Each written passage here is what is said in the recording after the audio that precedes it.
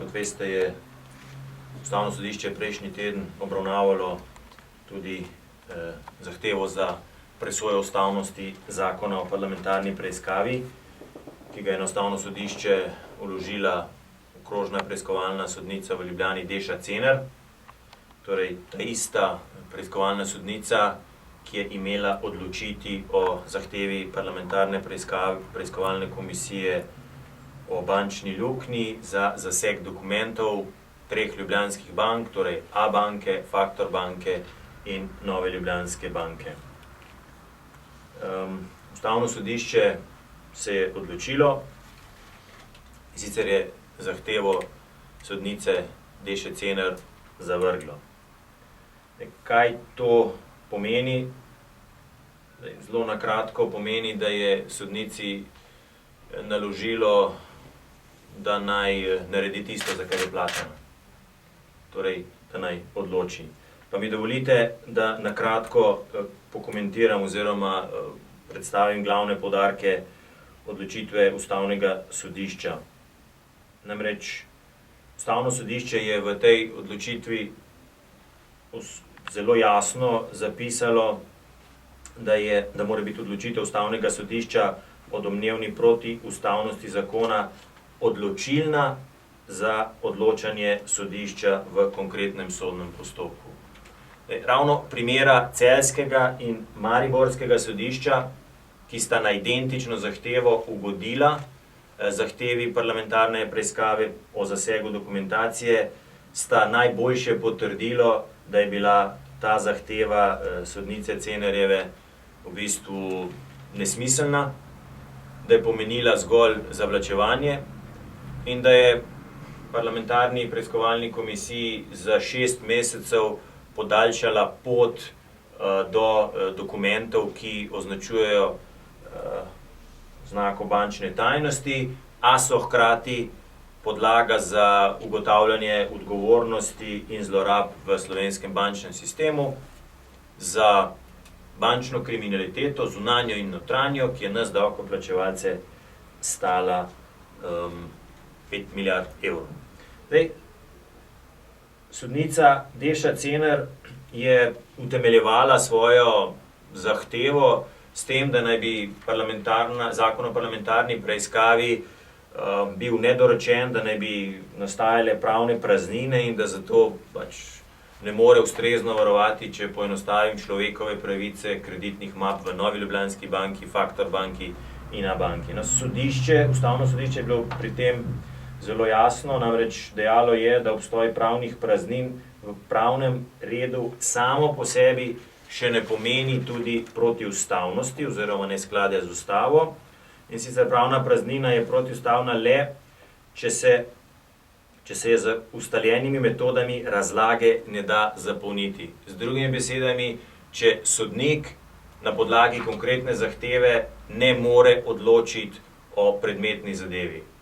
In še enkrat, ravno celjsko in mariborsko sodišče dokazujeta, da temu ni tako.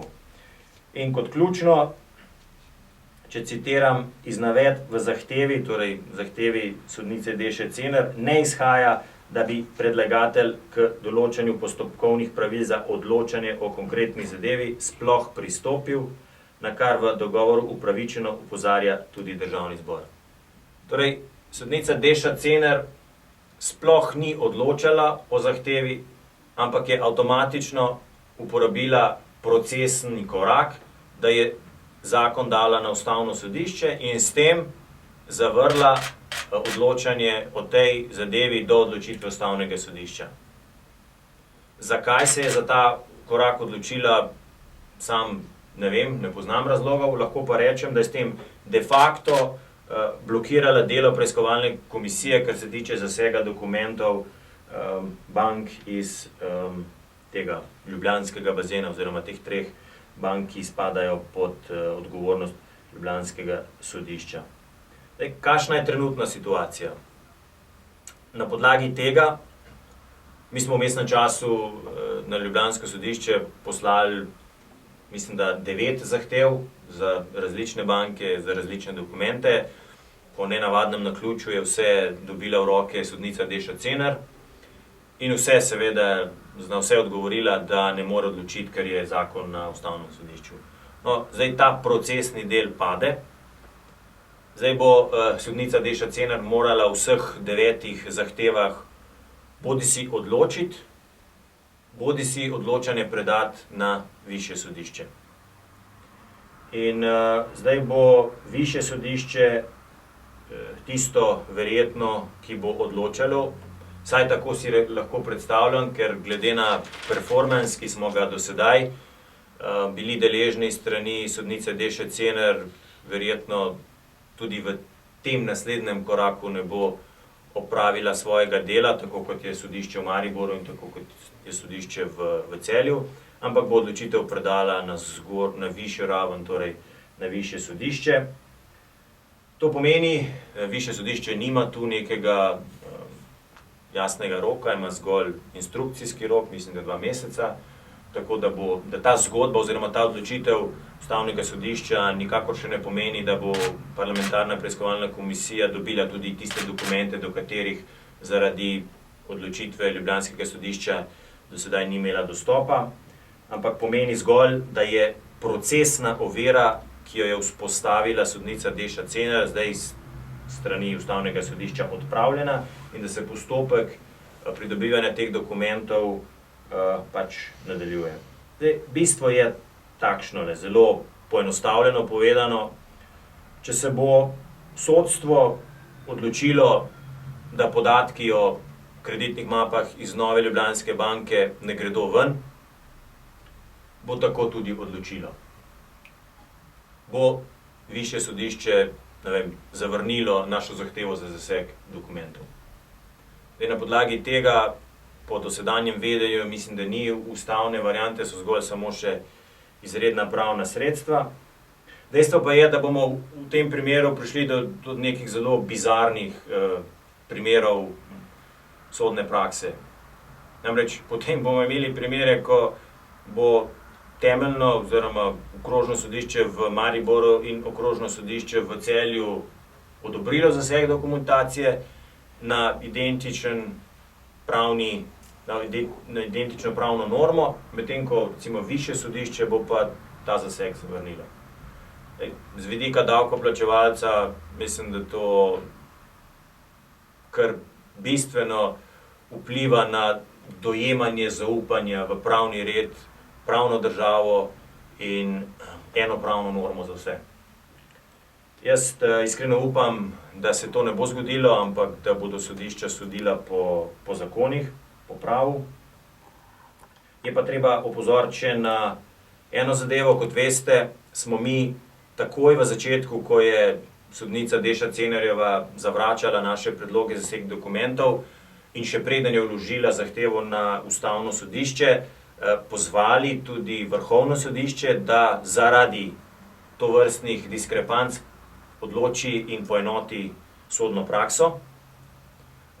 Tisti primer je torej bil na Vrhovnem sodišču in Vrhovno sodišče je potem odločitev zamrznilo do odločitve ustavnega sodišča o domnevni protiustavnosti zakona o parlamentarni preiskavi.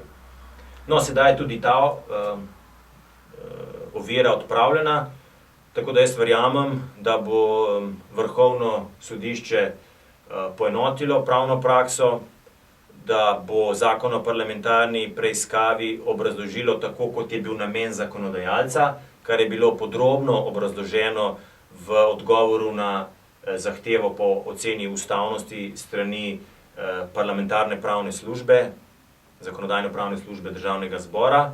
Torej bo odločilo po namenu zakona, poenotilo pravni red oziroma sodno prakso na tem področju in s tem tej preiskovalni komisiji in tudi vsem naslednjim preiskovalnim komisijam omogočilo nemoteno in normalno delo po mandatih, ki jih bo Državni zbor v imenu davkoplačevalcev naložil vsaki posamezni parlamentarni preiskavi.